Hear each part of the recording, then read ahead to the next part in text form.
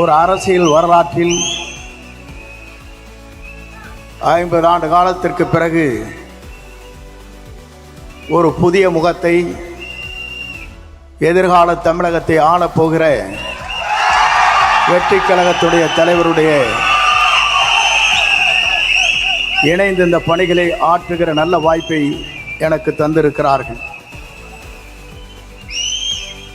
இங்கே பார்க்கின்ற போது எல்லோரும் கையிலே விசிலை வைத்துக் கொண்டிருக்கிறீர்கள். ஆனால் நாளை காவல்துறை கூட விசிலை வைக்க முடியாத சூழ்நிலை ஏற்படும். அதை போலதான் பேருந்திலே பயணம் செய்கிற போது கண்டக்டர் விசில் அடிக்க மாட்டார்கள் என்ற நிலையும் உருவாகும். ஏன் இதை சொல்லுகிறேன் என்று சொன்னால், தலைவர் எல்லோரும் நினைத்தார்கள், எல்லோரும் எண்ணினார்கள். அவரை பொறுத்தவரையிலும் திரைப்படத்திலே அவர் ஹீரோ அல்ல, தமிழ்நாட்டின் எதிர்காலத்தினுடைய ஹீரோ என்பதை நாட்டு மக்கள் ஏற்றுக்கொண்டிருக்கிறார்கள். இங்கே கரையொலியை பார்க்கிறேன்.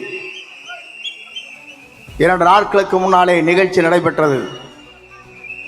அங்கே பார்க்கின்ற போது 1000 ரூபாய் ஒரு ஆளுக்கு. தொலைதூரத்திலே வந்த தாய்மார்கள் தூங்கிக் கொண்டிருந்தார்கள்.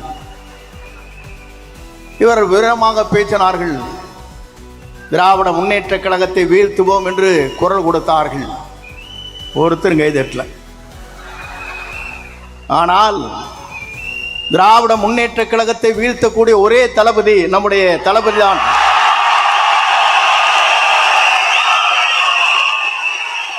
ஏன் இதை சொல்லுகிறேன் என்று சொன்னால், 10 கூட்டணி 8 கூட்டணி இதையெல்லாம் தூள் தூளாக்குற சக்தி யாரிடத்திலே இருக்கிறது என்று சொன்னால், வெற்றி கழகத்துடைய தலைவராக மட்டுமல்ல, எதிர்கால தமிழகத்தை ஆளப்போகிற நம்முடைய தமிழக முதலமைச்சருக்கு தான் அது உண்டு.